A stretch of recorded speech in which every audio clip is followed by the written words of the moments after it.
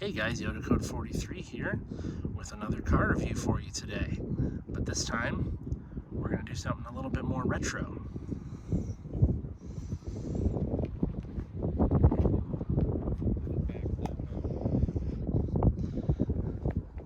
This is a 1991 Nissan Laurel Medalist twin cam.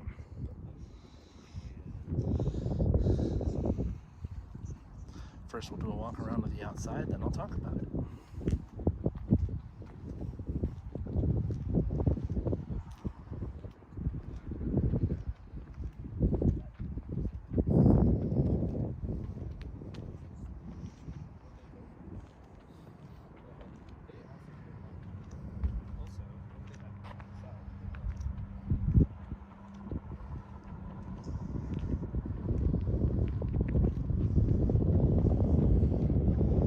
So this car, the Laurel, was not sold here in the United States.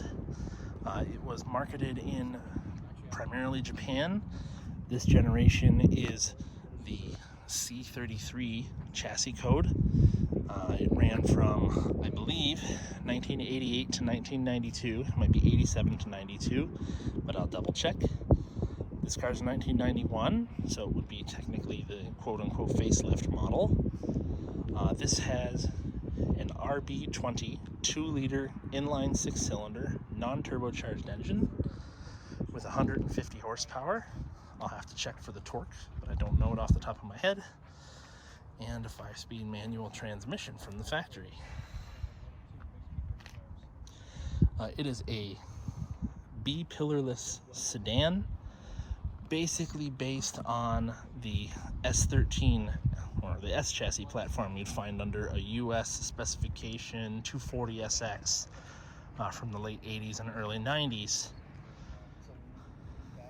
It's also shared chassis with the A31 chassis Nissan Safiro, which actually was kind of competition in and of itself. It was kind of the same size, had a similar interior layout, and but was probably marketed at a different dealership in Japan. So Japanese car manufacturers had multiple dealerships to market their different families of vehicles, especially if they competed with each other, a la like I just said, this Laurel versus a Nissan Safiro. You'll see the picture right here. But this is a pretty unique looking car. It's got a nice clean aerodynamic look at the front, and yet it's also kind of brick shaped, very flat up front, but they're aerodynamic composite headlights. It has a hood ornament, which could be, as the owner told me, easily mistaken for a Lexus, but that is definitely not the case. The L there is for Laurel.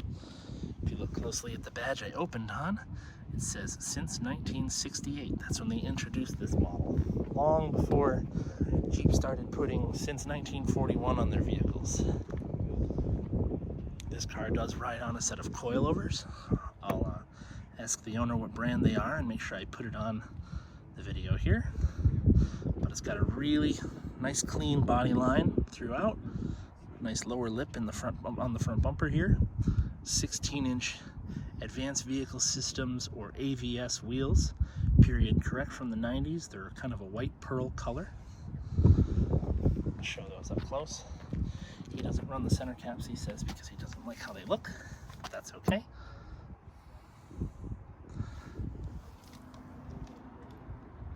Advanced Vehicle Systems. As he told me, they're a division of Advan. So this car is just a standard white clear coat over a red velour cloth interior. These seats look super comfy, and I'll be checking them out in a minute here. Like I said, it's a pillarless, B-pillarless car, so there is no structure here whatsoever.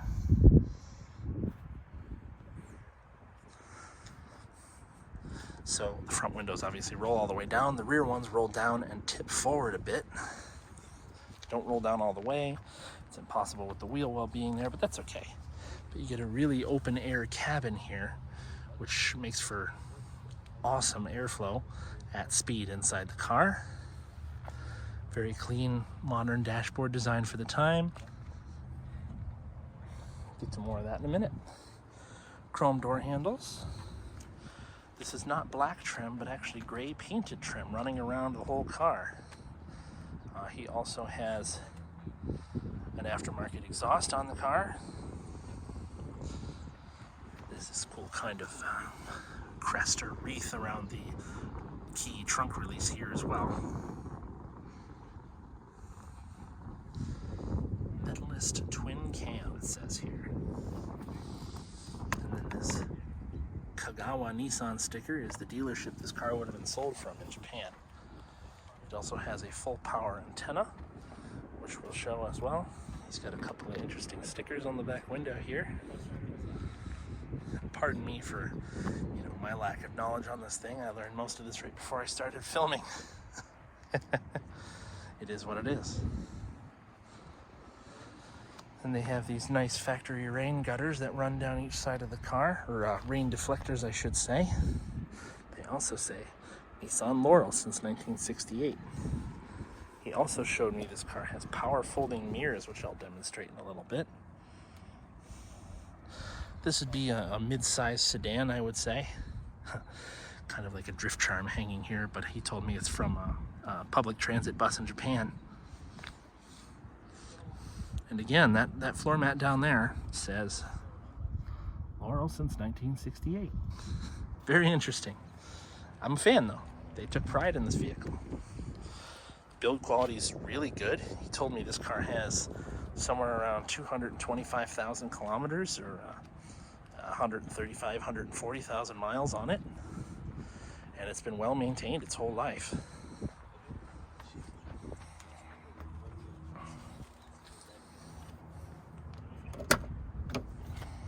I like the sound of the door.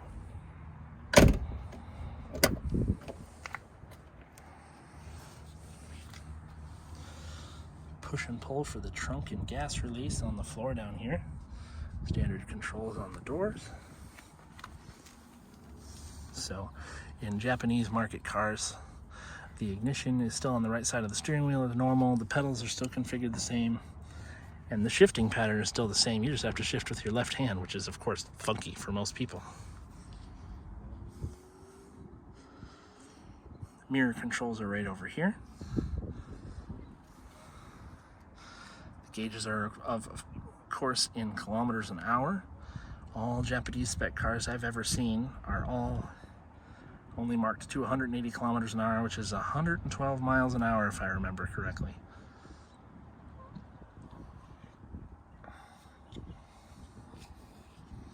Seats are fully manual in this car.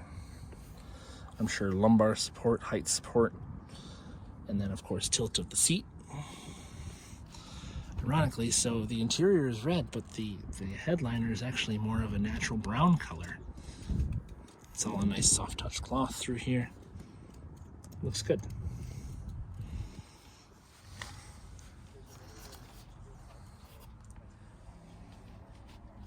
Has obviously a modern head unit in here because the Japanese radios don't use the same frequencies as they do here in North America, so they wouldn't even work. There's also no cup holders to be seen, no legitimate ones anyway. He's got one installed up on the dash here, which is pretty cool.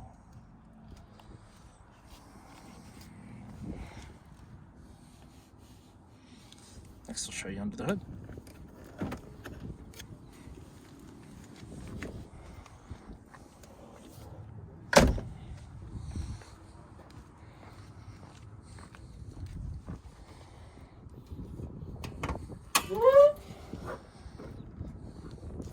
So the Nissan RB20, twin cam 24 valve, it says right on top. They started producing this engine somewhere around 1984, 85, I believe. Most Japanese cars use a pretty small battery as well. We do sell a battery here in the US that's similarly sized for most Japanese cars, so that's good. Nice easy access to oil dipstick down here, brake fluid, power steering fluid over here. This car being a factory manual, there's no trans fluid to worry about. Yeah, nice easy access to everything though. It's not really too tight to work on if I'm honest. Some other information given on the hood here about the car. And then they don't use standard VIN numbers in Japan. They use these chassis tags. Let me zoom in on this. That tell you about the car. And they all have the chassis number, which in this case is HC33, and then the serial number.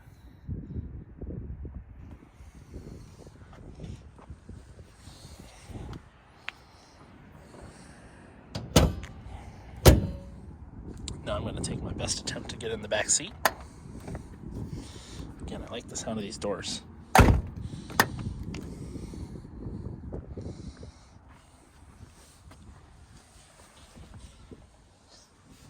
So, I am 5'10",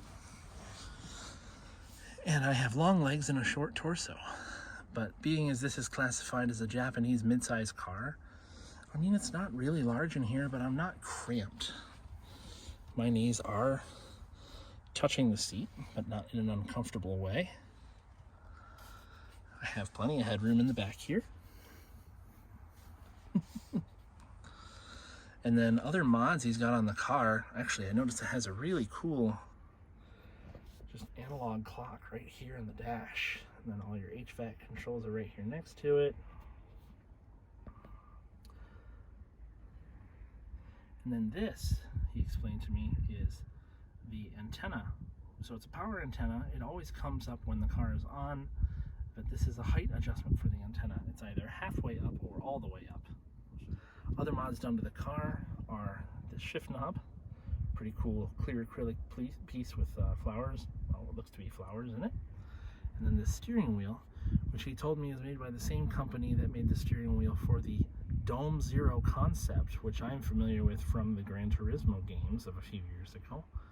I think they're really wild looking, and hence the strange look of the steering wheel. The orange buttons, the giant orange buttons on there are your horn buttons, and they do work. No real other things to note here in the back seat. Just an ashtray and simple door pockets. Well, the door handles really, and that's about it. I'm sure it's fun to watch me get in and out of these vehicles.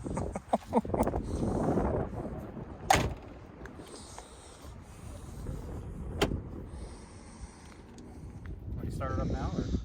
Yeah, you can do that.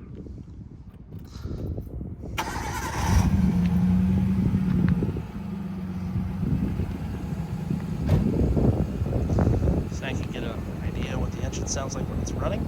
It's really, really quiet up front. No valve noise or belt noise or anything like that to worry about.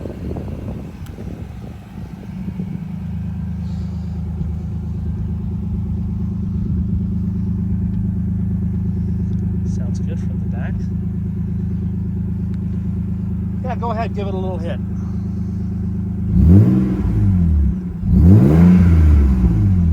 Nice. Nice and smooth. Good engine note for sure. All right, let's see those mirrors in action. They fold nice and tight to the body, come right back out. That was a big thing started in the 80s in Japan because parking was tight.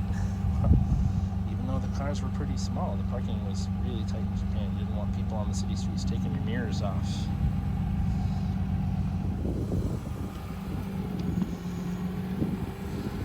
A view of the headlights. Fog lights, pretty cool, factory yellow fog lights. It also has cornering lamps as well. You can see right there, the corner light lit up when you turned on the signal. Now we're going to get a little driving in back credit for it.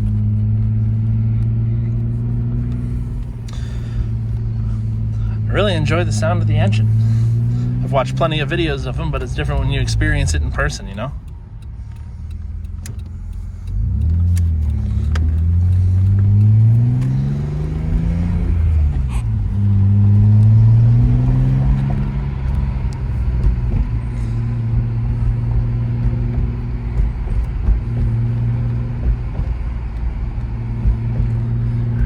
Kidding, it really does go back far. Yeah. It ends about here. We got a park like this back up by Flint too that goes way deep back in the woods, but if you like take the walking paths, it actually goes to the neighborhood behind, but the driving, yeah, stops about here.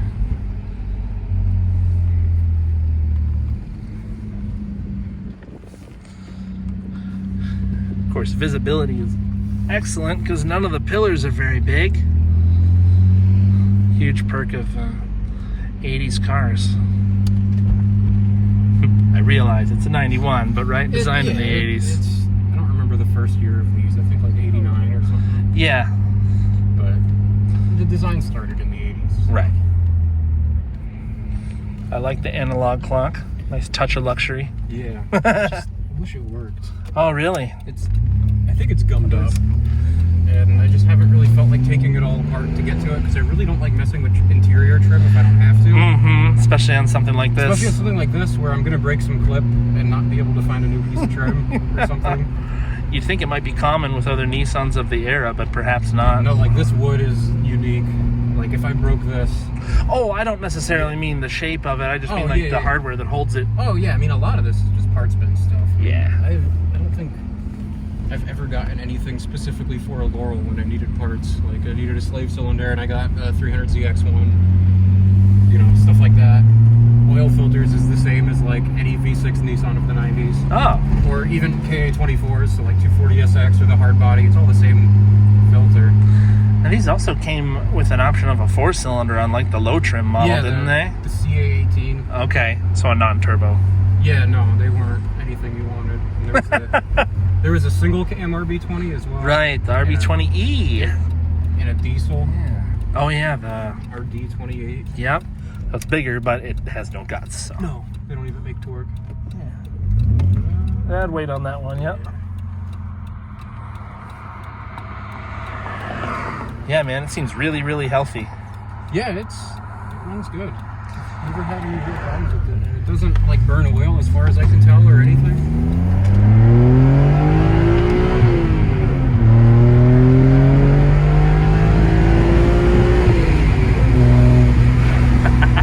It's fun because it's slow because you could run line first and second and barely be doing 50. Right, yeah, Japanese cars have really short gearing. Yeah, it's not much of a highway cruiser. It's a little higher up than I'd want, but... I mean, I guess that's to be expected, right? There's not a ton of highway to be had in Japan, at least not a lot of the time. Yeah, and I don't remember what their national speed limit is, but it's not as high as ours. So it's geared for their highways. It's probably 100K. Something like that. I think this had one of those speed chimes in it. Oh, really? Because it's not there anymore. I found where it should mount, I think. But I noticed, like, if you're in the windows up, radio off, I think it's like once you get to about 100K-ish or so, you could hear like a relay click. Mm-hmm. I'd believe it.